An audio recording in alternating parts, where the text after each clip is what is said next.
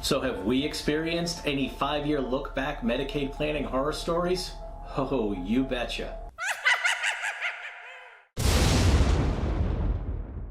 Here's the horror story, and it's one of the worst we've seen.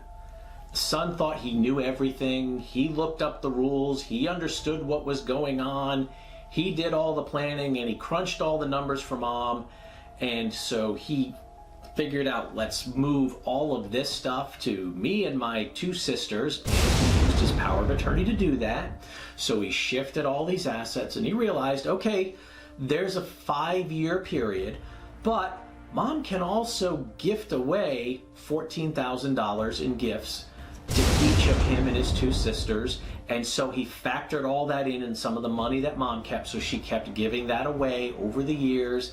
And then finally, she was already in a facility. She would have medically qualified for Medicaid, and the last of the money went out to the kids and those $14,000 gifts.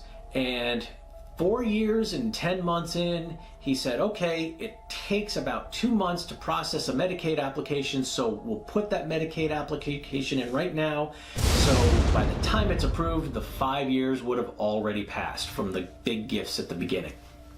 No problem. It's fine. He knew exactly what he was doing. And then he gets rejected.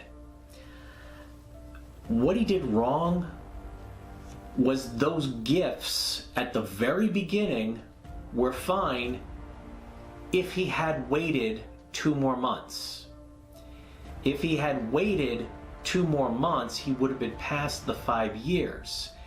It's 5 years looking back from the date of the Medicaid application, not from the time the Medicaid application should have been approved. So that was his big mistake. If he had just waited 2 more months, all of those gifts at the beginning would have been washed clean. The second big thing is he didn't really understand the gifting rule. And this was back when it was still $14,000. Gifts were exempt from federal estate and gift tax. They weren't exempt from Medicaid. And so as those gifts were going out to him and his sisters over the years, those also all counted because they were clearly within the last 5 years. Now here's the big part of this horror story. Mom was ineligible for Medicaid for 7 years and 3 months. More than the whole 5 years of a look-back period. It was 7 years and 3 months because of the size of those gifts.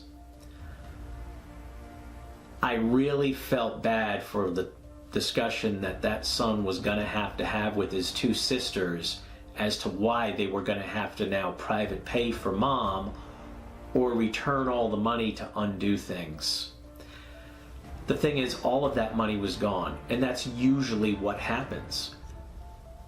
The son and the sisters, well, they had kids they had to put through college. There were expenses. Well, we have the money, we can improve the home.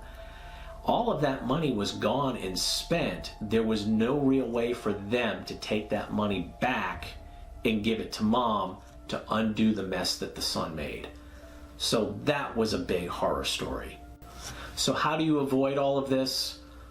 Get some information. I've got some free information linked in the description below to get my free ebook, The Long-Term Care Solution, and some other materials. Do you have any horror stories that you've come across? Go ahead and put them in the comments below. We hope you found that information useful and easy to understand. To keep getting this great information, please like, subscribe, and turn on notifications.